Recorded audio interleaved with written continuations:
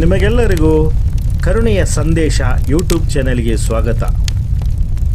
ನಾವು ಅನೇಕ ಬಾರಿ ಬಲಿಪೂಜೆಯಲ್ಲಿ ಭಾಗವಹಿಸುವಾಗ ನಮ್ಮ ಕುಟುಂಬಗಳಲ್ಲಿ ಸತ್ತಿರುವಂತಹ ಆತ್ಮಗಳಿಗಾಗಿ ಬಲಿಪೂಜೆಯನ್ನು ಸಮರ್ಪಿಸುವುದು ವಾಡಿಕೆಯಾಗಿದೆ. ಆದರೆ ಇದರ ಮೌಲ್ಯ ನಮಗೆ ತಿಳಿದಿಲ್ಲ.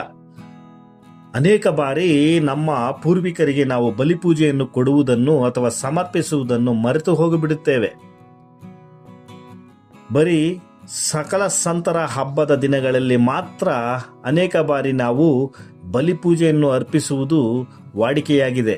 ಆದರೆ ಇಂದು ನಾವು ಕೇಳಲಿರುವಂತಹ ಸಂತ ಪಾದ್ರೆ ಪಿಯೋ ಅವರ ಜೀವನದಲ್ಲಿ ನಡೆದಂತಹ ಈ ಘಟನೆಯು ನಮ್ಮ ಆ ವಿಶ್ವಾಸವನ್ನು ಇನ್ನೂ ಅಧಿಕರಿಸಿ ನಮ್ಮ ಸ್ನೇಹಿತರಿಗಾಗಿಯೂ ನಮ್ಮ ಪೂರ್ವಿಕರಿಗಾಗಿಯೂ ಬಲಿಪೂಜೆಯನ್ನು ಸಹ ಪ್ರಾರ್ಥನೆಯನ್ನು ನಾವು ಅನುಭವಿಸುವಂಥ ಎಲ್ಲ ಕಷ್ಟ ಹಿಂಸೆಗಳನ್ನು ಸಹ ಮುಖ್ಯವಾಗಿ ಪ್ರಭು ಯೇಸು ಹೇಳಿದಂತೆ ನಮ್ಮ ಜೀವನದಲ್ಲಿ ಬಂದು ಹೋಗುವಂಥ ಎಲ್ಲ ರೋಗ ರುಜಿನಗಳನ್ನು ಕಾಯಿಲೆ ಕಷ್ಟಗಳನ್ನು ಸತ್ತು ಹೋಗಿರುವಂತಹ ಶುದ್ಧೀಕರಣ ಸ್ಥಳದಲ್ಲಿರುವ ಆತ್ಮಗಳಿಗಾಗಿ ಸಂತೋಷದಿಂದ ಅನುಭವಿಸಿ ಅರ್ಪಿಸಬೇಕು ಎಂಬುದಾಗಿದೆ.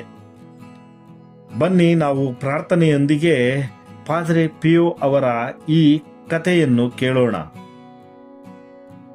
ಪಿತನ ಸುತನ ಮತ್ತು ಪವಿತ್ರಾತ್ಮರ ನಾಮದಲ್ಲಿ ಆಮೇನ್. ಪಾದ್ರೆ ಪಿಯೋ ಮತ್ತು ಕಪುಚಿನ್ ಸನ್ಯಾಸಿಯ ಆತ್ಮ.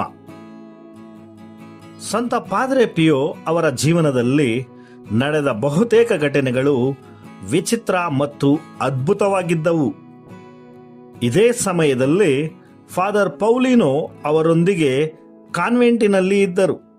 ಆದರೆ ಪಾದ್ರೆ ಪಿಯೋ ಅವರ ದಿನನಿತ್ಯದ ಜೀವನದಲ್ಲಿ ನಡೆಯುವ ಘಟನೆಗಳನ್ನು ಅವರಿಗೆ ಚೆನ್ನಾಗಿ ಅರ್ಥ ಮಾಡಿಕೊಳ್ಳಲು ಸಾಧ್ಯವಾಗಲಿಲ್ಲ. ಆದಾಗ್ಯೂ ಅವರು ತಮ್ಮ ಸಹೋದ್ಯೋಗಿಯ ಜೀವನದಲ್ಲಿ ಗಮನಿಸಿದ ಎಲ್ಲ ಘಟನೆಗಳನ್ನು ಬರೆದಿಟ್ಟಿದ್ದಾರೆ. ಒಂದು ದಿನ ರಾತ್ರಿ ಸಂತ ಪಾದ್ರೆ ಪಿಯೋ ದೇವಾಲಯದಲ್ಲಿ ಪ್ರಾರ್ಥಿಸುತ್ತಿದ್ದಾಗ ಏನೋ ಬಿದ್ದು ಮುರಿದು ಹೋದಂತೆ ಬಲಿಪೀಠದಿಂದ ಶಬ್ದ ಕೇಳಿಸಿತು. ಅವರು ತಕ್ಷಣ ಬಲಿಪೀಠಕ್ಕೆ ಧಾವಿಸಿ ಆ ಶಬ್ದದ ಕಾರಣವನ್ನು ಹುಡುಕಾಡಿದರು. ಬಲಿಪೀಠದ ಬಳಿ ನಿಲ್ಲಿಸಿದ್ದ ಎತ್ತರವಾದ ಮೇಣದ ಬತ್ತಿ ಬಿದ್ದು ಒಡೆದು ಹೋಗಿರುವುದನ್ನು ಮತ್ತು ಮುರಿದು ಮೇಣದ ಬತ್ತಿಯ ತುಂಡುಗಳು ಅಲ್ಲಿ ಚದುರು ಹೋಗಿರುವುದನ್ನು ಅವರು ಕಂಡುಕೊಂಡರು. ಮೇರಿ ಮಾತೆಯ ಪವಿತ್ರ ಪ್ರತಿಮೆ ಬಹಳ ಎತ್ತರದ ಸ್ಥಳದಲ್ಲಿತ್ತು.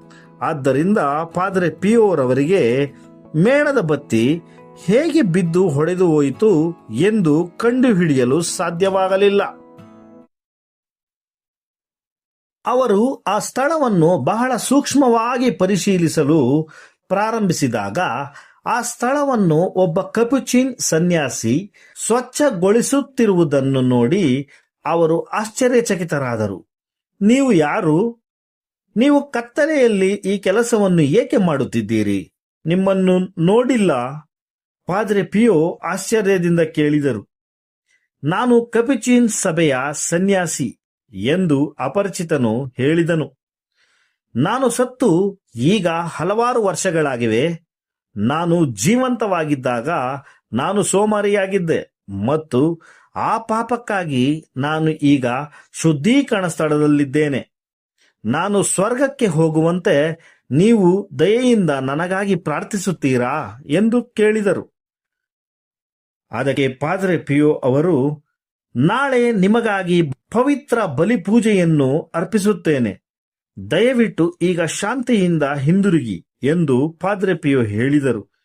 ನೀವು ನಿಮ್ಮ ಬಿಡುಗಡೆಯನ್ನು ಪಡೆಯುತ್ತೀರಿ ಎಂದು ಸಹ ಹೇಳಿದರು. ಅವರು ಮರುದಿನ ಪವಿತ್ರ ಬಲಿಪೂಜೆಯನ್ನು ಆಚರಿಸಿ ಅದನ್ನು ಸತ್ತು ಹೋಗಿದ್ದ ಆ ಕಪುಚಿನ್ ಸನ್ಯಾಸಿಗೆ ಅರ್ಪಿಸಿ ತಮ್ಮ ವಾಗ್ದಾನವನ್ನು ಉಳಿಸಿಕೊಂಡರು. ನಂತರ ಆ ಆತ್ಮಕ್ಕೆ ವಿಮೋಚನೆ ಸಿಕ್ಕಿತು.